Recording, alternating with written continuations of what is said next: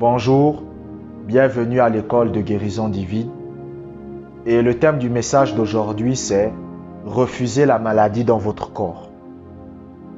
Refusez la maladie dans votre corps. Nous allons lire Matthieu, chapitre 8, versets 16 à 17.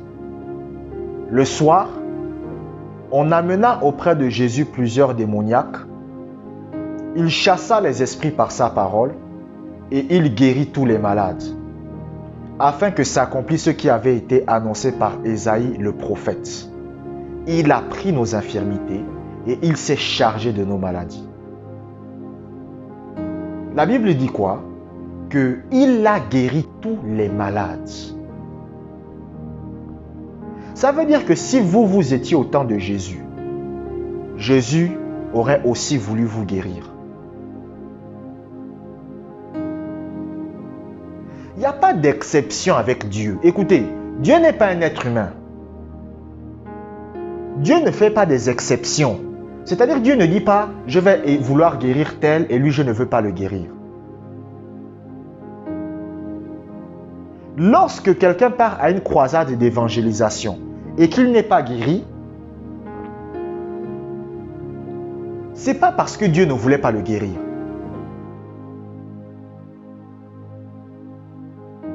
Lorsque quelqu'un prie pour sa guérison et qu'il n'est pas guéri, ce n'est pas parce que Dieu ne veut pas le guérir. La dernière fois, j'ai lu le livre d'un homme de Dieu sur la guérison divine, parce que moi, je continue à étudier la guérison divine. Malgré que je sois en bonne santé, malgré que mon corps n'a pas la constipation, je n'ai plus aucune maladie dans mon corps. Je vous dis la vérité. Même le Covid-19 ne m'atteint pas. Je vous dis la vérité. Je côtoie des gens, j'ai déjà côtoyé des gens qui avaient des maladies, ça ne m'a pas atteint. Vous comprenez? Donc, malgré ça, je continue à étudier la guérison divine. Et j'ai lu le livre d'un homme de Dieu. Vous comprenez? Et lui-même, il explique des choses dans le domaine de la guérison divine. Vous comprenez? Il explique que le plus grand problème qui empêche souvent les chrétiens d'être guéris, c'est de savoir si Dieu veut les guérir ou pas. Le plus grand problème qui empêche les chrétiens d'être guéris, c'est de savoir si Dieu veut leur bonne santé ou pas. Il y a des chrétiens qui pensent que Dieu ne veut pas les guérir parce qu'ils ont commis des péchés dans le passé. Il y a des chrétiens qui pensent que Dieu ne veut pas les guérir parce qu'ils ne sont pas suffisamment dignes. Il y a des chrétiens qui pensent que Dieu ne veut pas les guérir parce que Dieu les déteste, alors que la volonté de Dieu, c'est de guérir tout le monde. Y compris vous.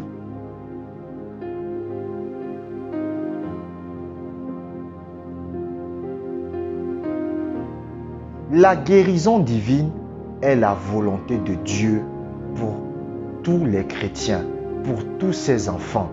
Dieu ne fait pas de favoritisme. Dieu ne fait pas de favoritisme. Dieu ne dit pas « je vais guérir telle personne et lui je ne le guérirai pas. Je vais guérir cette dame et l'autre dame je ne la guérirai pas. » Dieu n'est pas comme ça. Mais aujourd'hui, c'est ce que les gens pensent de Dieu.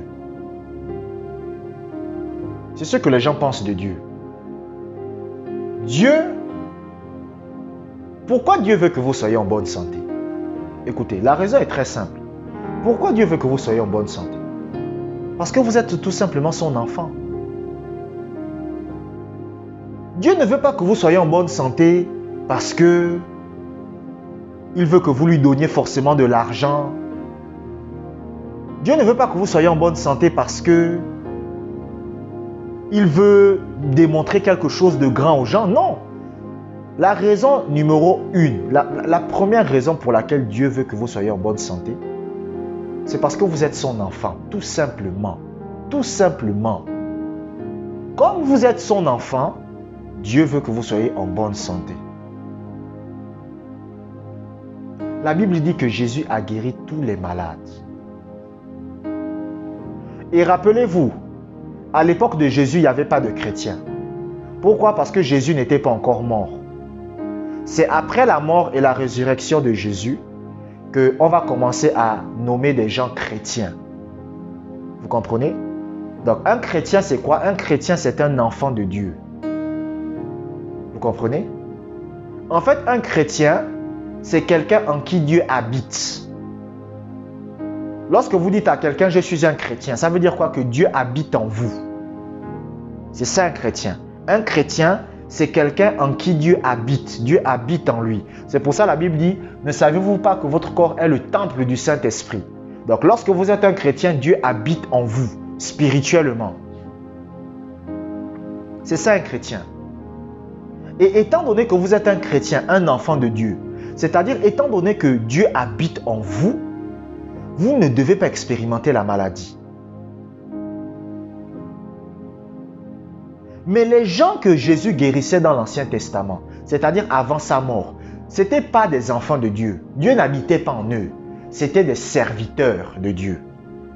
Parce que dans l'Ancien Testament, Dieu n'habitait pas dans le corps des êtres humains. Dieu habitait dans un temple fait de mains d'hommes. C'est pour ça qu'il y avait le temple de Jérusalem avec le lieu très saint. Mais c'était ça dans l'Ancien Testament. Mais dans le Nouveau Testament, Dieu n'habite plus dans les maisons faites de mains d'hommes. Dieu habite dans votre corps. Donc les gens que Jésus guérissait, ce n'étaient pas des enfants de Dieu. Ce n'étaient pas des enfants de Dieu. Mais pourtant, c'était la volonté de Dieu de les guérir. Malgré que ces gens-là n'étaient pas des enfants de Dieu. Malgré que ces gens-là n'avaient pas Dieu qui habitait en eux. Dieu voulait que ces personnes soient en bonne santé. Mais vous qui êtes un enfant de Dieu, vous qui avez Dieu qui habite en vous, Dieu ne souhaitera pas que vous soyez en bonne santé? Lisons un deuxième passage de la Bible. 3 Jean, chapitre 1, verset 2. Bien-aimé, je souhaite que tu prospères à tous égards et sois en bonne santé, comme prospère l'état de ton âme. Regardez encore ce passage. Vous savez, la Bible dit que toute doctrine, tout enseignement sera établi sur la déclaration de 2 ou 3 témoins. Ça veut dire quoi? Ça veut dire que tout enseignement doit être basé sur au moins 2 écritures. Si quelqu'un vient vous enseigner quelque chose et il n'a pas au moins 2 écritures qui démontrent ce qu'il est en train de dire, vous devez refuser son enseignement. Là, je viens de vous donner 2 écritures dans le domaine de la guérison. Je pourrais vous en donner plein d'écritures sur la guérison divine. Mais le temps me manquerait. Donc, je vous en donne seulement 2. Matthieu chapitre 8, versets 16 à 17 et 3 Jean chapitre 1, verset 2. Et ces passages bibliques sur la guérison divine vous révèlent la volonté de Dieu de vous guérir. Il faut que ce soit fixé dans votre cœur. Dieu ne se lève pas le matin et il vous met à l'épreuve avec la maladie. Dieu n'éprouve pas les gens avec la maladie. Dieu ne vous éprouve pas pendant 1 an pour voir si vous allez l'aimer pendant que vous êtes malade. Dieu ne vous éprouve pas pendant 2 ans. Dieu ne vous éprouve pas pendant 5 ans. Un jour, j'ai reçu le message d'une dame. Elle m'a dit, ça fait 12 ans qu'elle prie. 12 ans qu'elle prie pour une maladie. Et elle me disait qu'elle pensait même au suicide. 12 ans, vous vous rendez compte? Et cette dame pensait que c'est Dieu qui la met à l'épreuve. Que non, depuis 12 ans, je persévère dans la foi. Je persévère parce que Dieu est en train de me mettre à l'épreuve. Je suis comme Paul. De la même façon que Paul souffrait, moi aussi je souffre pour démontrer à Dieu que je l'aime. J'ai reçu des messages des gens qui m'ont dit que Dieu m'a rendu malade pour me rendre humble. Je suis comme Paul. C'est pour ça que Dieu veut me rendre humble avec la maladie. Et souvent quand je dis à ces gens-là que ce n'est pas vrai, Souvent, ils se disent que je mens. C'est pour ça que je donne les Écritures. La Bible dit dans 3 Jean chapitre 1 verset 2 que la volonté de Dieu c'est que vous soyez en bonne santé. Si Dieu veut que vous soyez en bonne santé, ça veut dire que cela s'applique à tout le monde, y compris Paul. J'ai l'habitude de dire aux gens que les prédicateurs qui aiment mentir sur le nom de Paul rencontreront Paul au ciel. Quand ils y arriveront au ciel, Paul va les donner des gifles. Parce qu'il va dire que vous avez menti sur mon nom. La volonté de Dieu pour tous les chrétiens, pour tous les enfants de Dieu. Écoutez, avec Dieu, il n'y a pas de discrimination.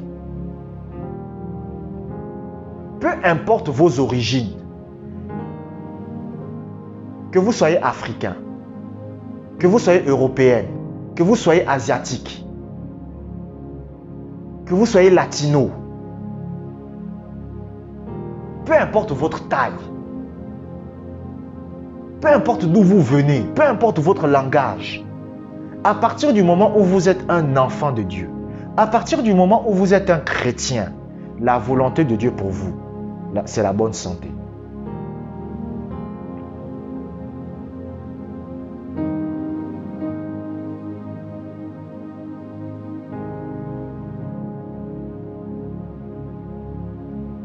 La santé divine doit vous accompagner. Il faut que quand votre famille reprenne l'exemple de quelqu'un en bonne santé, ça doit être vous. Un jour, j'ai lu le livre de Kenneth Hagin et il explique lui-même, il dit dans l'un de ses livres, il dit que les membres de sa famille ont commencé à se convertir parce qu'ils ont remarqué que dans la famille de Kenneth, plutôt les enfants de Kenneth Hagin ne tombaient jamais malades.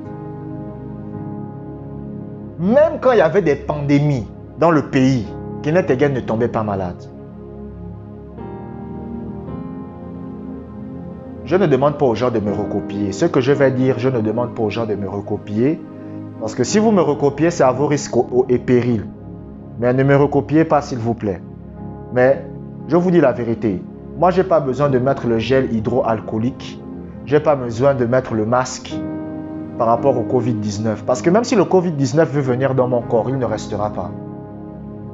Il partira. Vous comprenez? Il partira. Vous comprenez? Le Covid-19 ne peut pas venir et il entre dans mon corps et il reste. Il entre dans mon corps, il va sortir. Vous comprenez? Pourquoi? Parce que Dieu m'appelle à vivre la santé divine.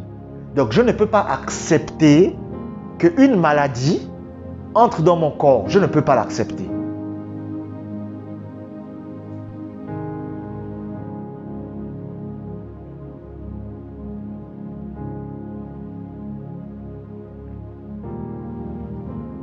Et vous aussi, vous ne devez pas l'accepter. Vous devez refuser la maladie en vous. Vous devez refuser la maladie en vous. Parce que Dieu vous appelle à avoir la bonne santé. C'est un privilège et c'est un droit.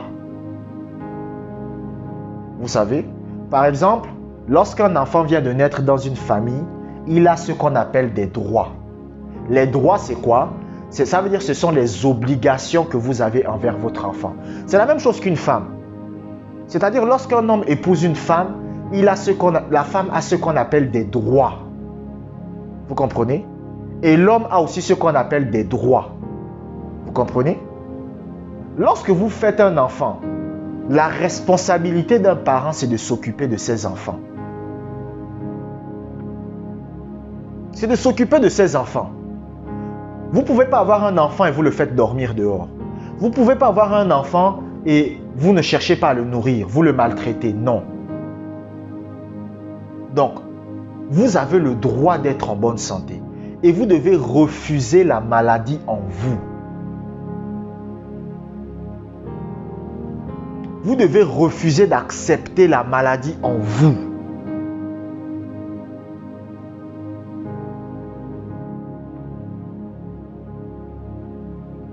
Je décrète et déclare votre guérison au nom de Jésus-Christ. Je déclare que vous êtes en bonne santé. Je déclare que vous vous rétablissez. Je décrète et déclare que la grâce de Dieu est avec vous, dans le nom puissant de Jésus-Christ. Portez-vous bien. Amen, amen, amen.